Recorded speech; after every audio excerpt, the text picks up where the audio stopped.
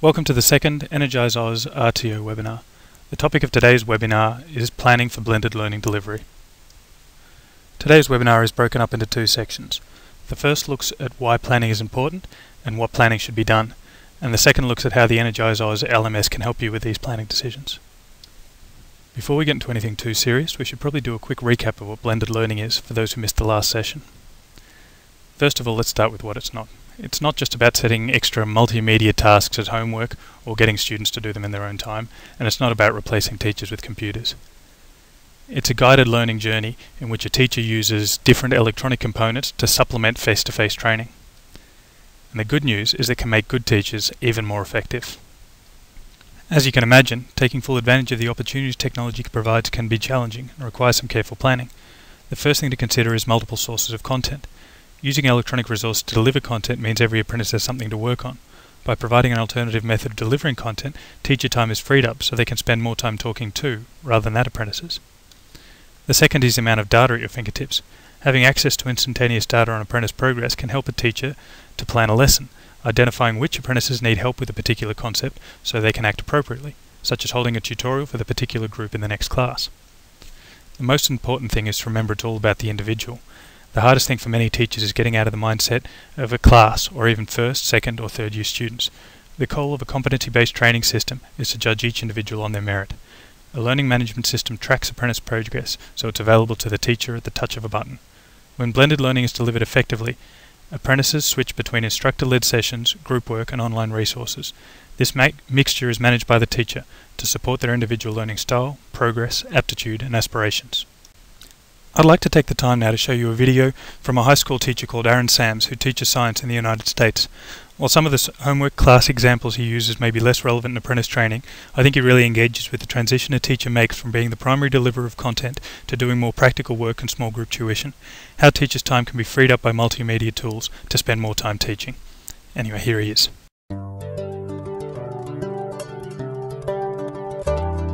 I'm Aaron Sams and I teach science here at Woodland Park High School. My ultimate goal, I guess, as a teacher is to help students become learners who can learn for themselves and by themselves. One of the problems that I was guilty of even prior to flipping my classroom around was the classroom was centered around me. I told them exactly what to learn, how to learn it, what assignments to do to learn it, and when to learn it, and how to prove to me that they learned it. I don't do that anymore. We changed the place in which content is delivered. Instead of standing in front of a class and delivering, here's how you do this type of problem, here's how this works, I deliver that direct instruction now asynchronously at home through these videos that we make with Camtasia Studio. Times till whole. Oh, we didn't do that last time. The last step, they were already whole numbers. We had 1, 1, and 4. Here we don't have a whole number. So here's a few little tricks when you need to multiply by whole numbers. If one of your numbers ends in 0.5, you're going to multiply by 2. Or something 0.5 times it by 2. Right. Okay, write this down, guys. Yes. If something ends in 0.3 or 0.33 or 0.66, you multiply by 3. And when the kids come to class, they don't show up to learn new stuff. They show up to apply the things that they learn at home and to ask me questions about the things they learned at home. So now they could have my lesson, if you will, what I would normally have stood up and lectured to them in class with some added features. They get that at home, and then what they were expected to do for homework is now what they do in my class. Life is different for me because I no longer am the guy who stands up in the front of the classroom and just yaks at a student for an hour or however long the class is. Now I walk around the class and I help kids. I'm a tutor, I'm a guide, I'm the putter-outer of fires, whatever it happens to be in my crazy chemistry class. I walk around and do that. I don't stand up front and teach under the kind of the traditional model. I'm Aaron Sams. I'm a teacher, I'm a dad, I'm a husband, and I love Camtasia Studio.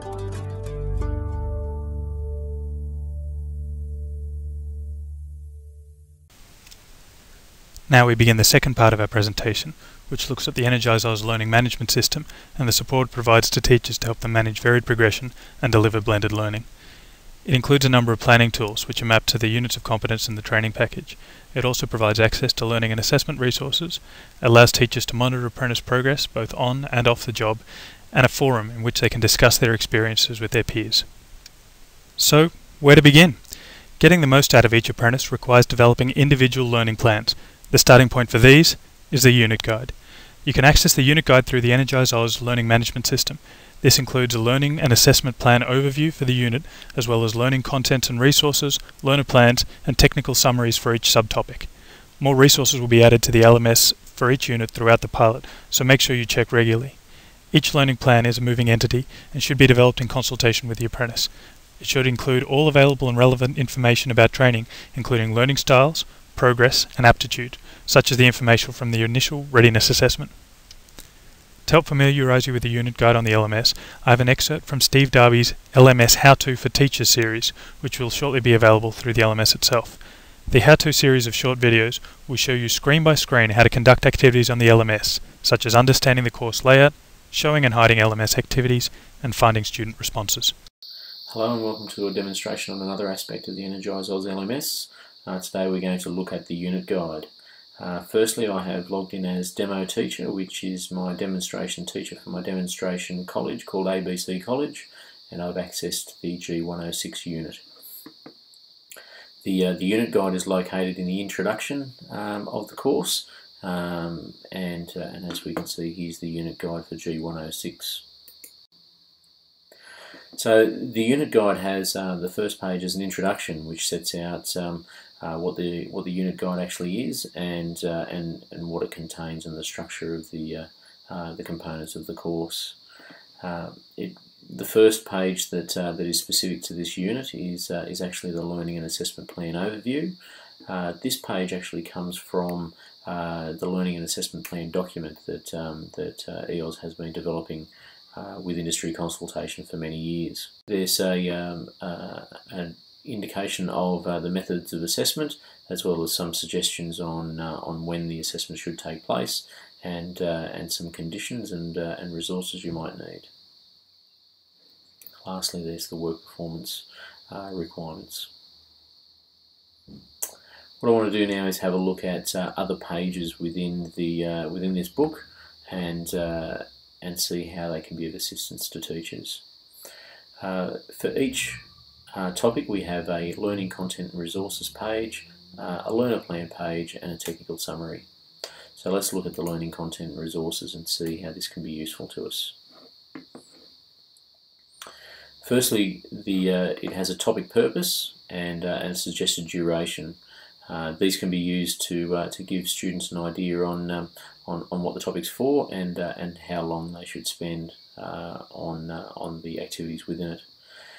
Now, what we've done here is we've taken all of these dot points from the training package unit itself and arranged it into subtopics and identified which subtopics cover knowledge and which cover skills. At the bottom here we also have links to reference texts as well as standards and other websites. To see how EnergiseOz has provided learning activities and skill practices to suit these subtopics, we'll look at the learner plan. In the learner plan, we can see that we have the subtopics across the top with the titles that we've created for them and links to the EnergiseOz LMS skill practices and learning activities. This is a mapping table that can be used to show how the activities and skill practices are covering off on the training package requirements. The learner plan is set out in a start to finish fashion, which at the start we gather all the relevant materials, we undertake the learning activities, which is covered off through these links, we review the technical summaries, undertake the review questions, and complete a content quiz for each of the topics. What you might want to do is you might want to take an opportunity to go through a unit and a unit guide and just get your head around the learning content and resources page and the learner plan and see how they map through to the training package unit so you feel comfortable. The other page that is present for all topics is the technical summary. The technical summary is not a component of the training package, it's separate. It's been developed through TAC groups and other discussions for many years and really tries to take the training package unit dot points and provide more detail around them. So these might support your training delivery. Feel free to use them or not. It's up to you. Now, what we'll have a look at now is we can see that through the remainder of the topics, each of the learning content resources, the learner plan and the technical summary is repeated for each of the topics. We're not going to go into them in detail. I just want to make sure you can see that, that they're all there. Thanks, Steve. Another important part of the planning process is identifying which resources you want to use and whether you use the same resources for all students, some students, or even individual students. It's important to remember that students won't necessarily know anything about their learning styles, and it might be worth taking them through some exercises to identify which resources might be best for them. It's also important to be familiar with the resources you recommend, make sure there are no surprises in the content, and it's appropriate for your area and the industry that the apprentice is working in. It's also important not to limit yourself. Just because a resource which you found isn't on the LMS doesn't mean you shouldn't use it. There are lots of fantastic resources out there, and the LMS is really meant to supplement what you're delivering.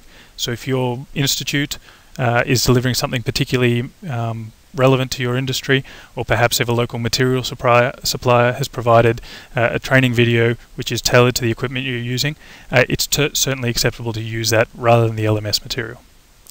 I have for you now another excerpt from Steve Darby's LMS How-To for Teachers series, which looks at showing and hiding LMS activities. Today we're going to look at showing and hiding objects. This might be learning activities, it might be topic skill practices, topic review questions, or the topic content quiz.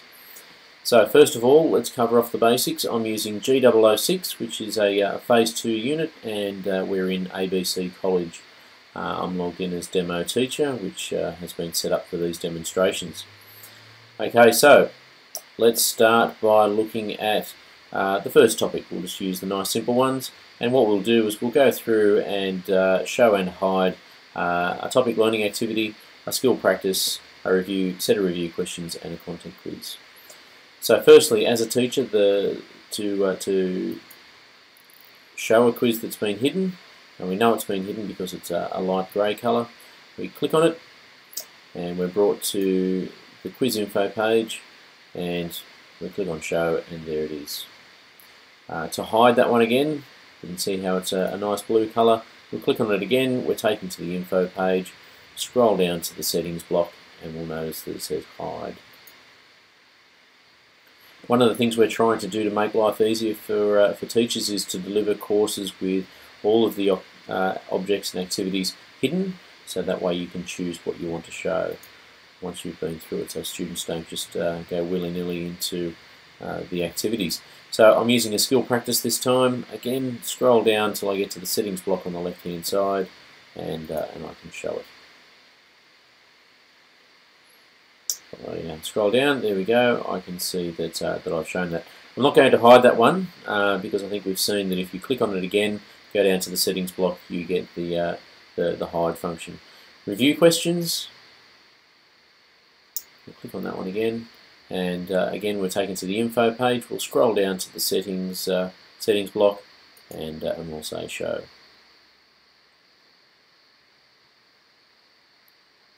Okay. Now the object that requires our most attention is actually the content quiz. We're asking that the content quiz be conducted in the classroom and not undertaken until the teacher's ready. So therefore this one would probably be hidden and shown the most. So this one was hidden. We can see now in the navigation block that that those that we've said show are now blue, and those that are, have remained hidden are light grey.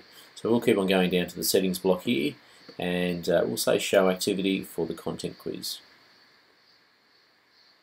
What we'll do now is we'll just prove yes, it's visible, and what we'll do is we'll just actually look at what it looks like now in the navigation block. So I'll expand the triangle. Note that if the triangle's pointing to the right, there's something to expand below it. If the triangle's pointing down, then everything below it is shown. So we can see here in the navigation block that the content quiz is blue and therefore accessible by the students. All hidden objects are accessible by the teacher at any point. That brings us to monitoring progress. which is really the key element driving changes in the learning plan and is really the most important factor in determining what you should be delivering in class time. It's important that you have an accurate picture of where students are up to, where they're struggling, as well as other information from their learning plan, such as what sort of information might be most useful. Do they learn well from peer group based discussions, or is it best to run a one-on-one or individual tutorial to get a student across a particularly difficult concept? I have for you now one final excerpt from the LMS How To for Teachers series with Steve Darby, which looks at finding student responses to quizzes and other assessments in the LMS.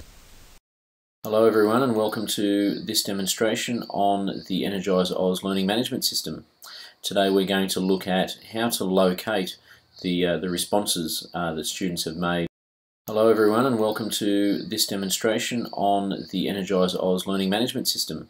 Today we're going to look at how to locate the responses that students have made to quizzes and learning activities and review questions.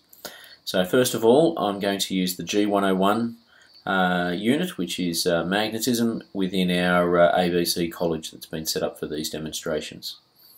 Okay, I'm going to show you three ways to locate these responses by students. The first one is using the navigation block here on the left hand side. So within topic, I want to expand topic 1, so I'm going to click on this this right pointing arrow triangle, and it's going to point downwards and show me everything beneath it. We'll use the content quiz today for this this part of the demonstration. So again, I've got the triangle that points to the right, and when I click on it, it expands. We're interested in the actual results, so again I'll expand that one. No more solid right-facing triangles, so nothing else to expand. What we'll do, we'll actually click on responses, and we'll look at the responses view.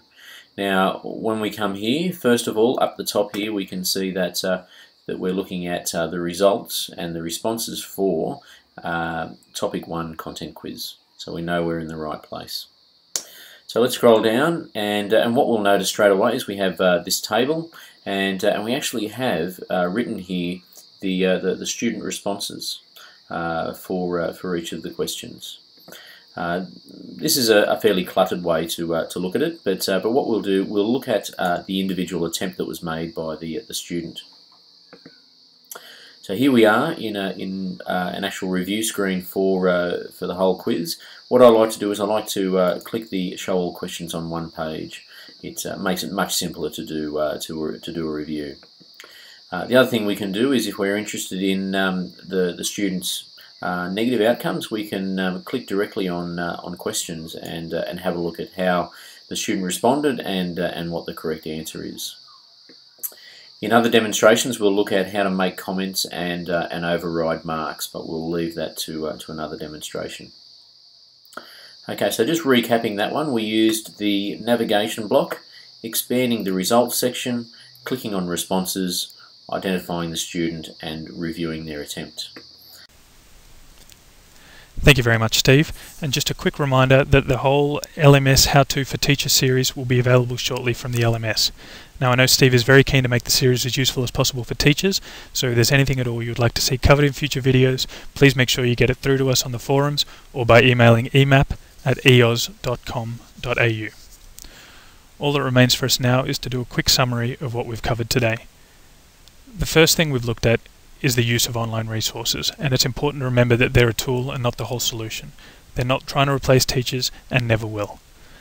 The second is that effective teaching always requires planning. Blended learning and electronic resources don't change that.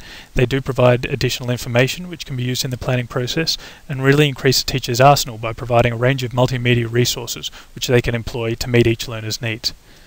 Finally, we looked a little bit at the EnergiseOz LMS and how you can use the resources provided in the LMS to make you a more effective teacher. I'd just like to finish on a note of please give us any feedback you have.